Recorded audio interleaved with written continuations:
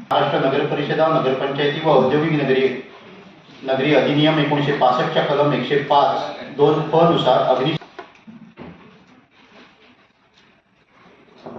अग्निशमन पथक सेवा चालवण्यासाठी ज्यात अग्निशमन अधिकारी कर्मचारी यांचे वेतन भत्ते आणि इतर अग्निशमन साहित्य खरेदी करण्याचा खर्च भागवण्यासाठी शासनाचे पत्रानुसार अग्निशमन कर लागू करण्याबाबत नगरपालिकांना आवश्यक निधी उपलब्ध व्हावा म्हणून महाराष्ट्र नगर परिषदा नगरपंचायती व औद्योगिक नगरी अधिनियम 1965 चे कलम 105 पोट कलम 2 मध्ये एकत्रित मालमत्ता करात अग्निशमन कर हा कर फ नव्याने समाविष्ट करण्यात आला असून तशी सन 1992 पासून तरतूद करण्यात आली आहे.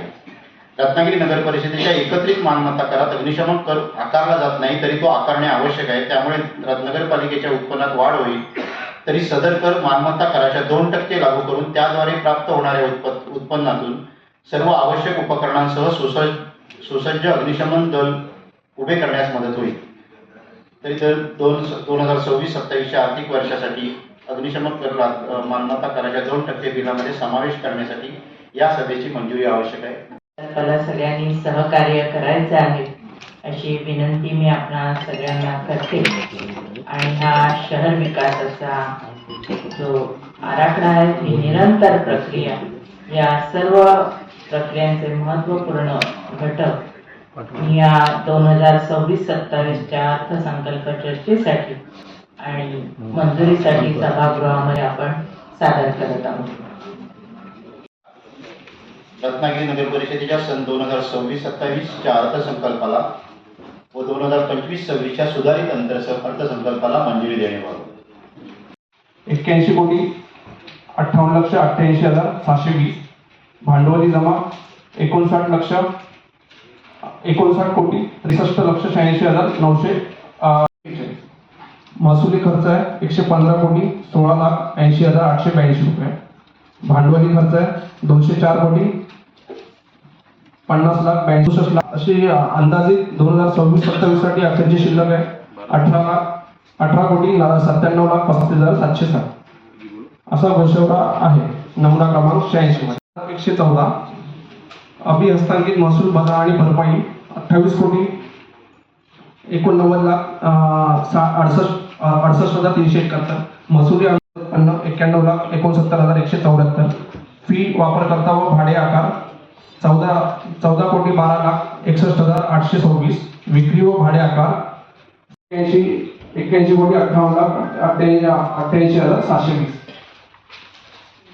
महसुली खर्चामध्ये 25-26 साठी आस्थापना खर्चाचा अंदाजे राखीव निधी आणि 9,383 एकूण महसुली खर्च 71,38,25,720 आणि भांडवली जमा एकूण जनमालमत्ता 68,69,75,322 आणि कर्ज अग्रिम व ठेवी आणि बँक शिल्लक 3,70,500 असे एकूण भांडवली खर्च 70,51.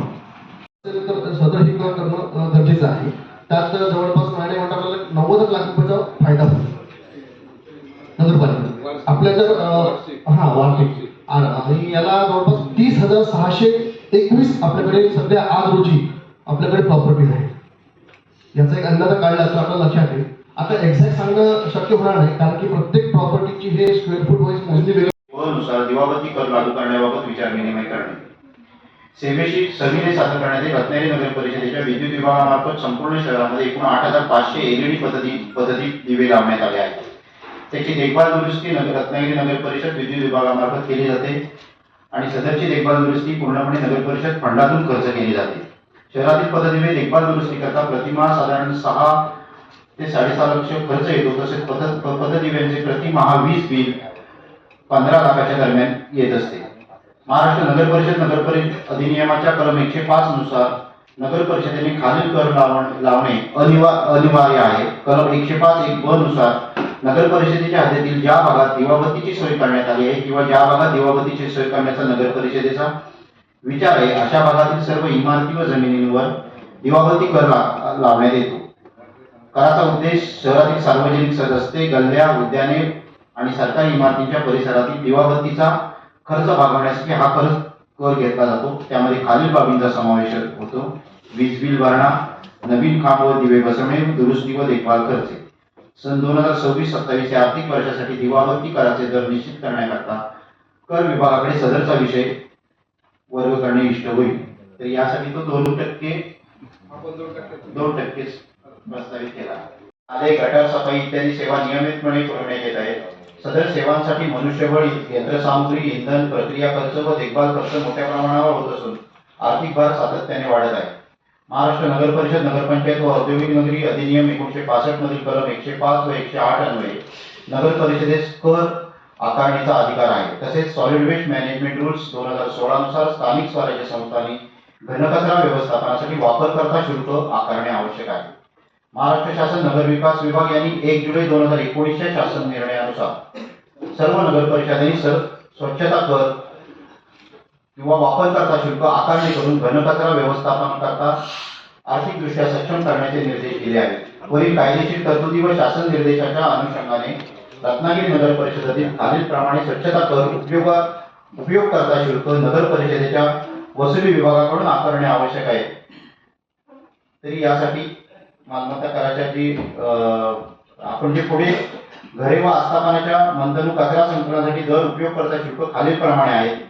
घनकचरा निर्मिती 200 किलोग्रॅम पेक्षा कमी प्रतिमाह 30 रुपये, दुकाने दवाखाने 45 रुपये, शोरूम 80 रुपये, गोदाम 80 रुपये, उपहारगृह व हॉटेल 80 रुपये, राहण्याची व जेवणाची व्यवस्था असणारे हॉटेल 100 रुपये, रुग्णालय 50 खाटांपेक्षा कमी असतील तर 80 रुपये, रुग्णालय 50 खाटांपेक्षा जास्त असेल तर 120 रुपये, शैक्षणिक संस्था वसतिगृह 60 रुपये, धार्मिक संस्था 60 रुपये, शासकीय निमशासकीय कार्यालय 60 रुपये, विवाह कार्यालय, मनोरंजन सभागृह किंवा चित्रपटगृह याकरता 500 रुपये, खरेदी केंद्र किंवा बहुपडदा चित्रपटगृह 1000 रुपये, फेरीवाले 30 रुपये, पर्यटन स्थळावरील लॉज 300 रुपये. हंगामी जी दुकाने आहेत त्याला स्थानिक संस्थेने निश्चित करावयाचे जे काही शुल्क आहे ते आपण ठरवावे. सर्व सदस्यांच्या आलेल्या सूचना मान्य करून आपण आपलं बजेट मंजूर करूया आणि आजची ही सभा खेळीमेळीच्या वातावरणात संपलेली आहे असं मी जाहीर करते.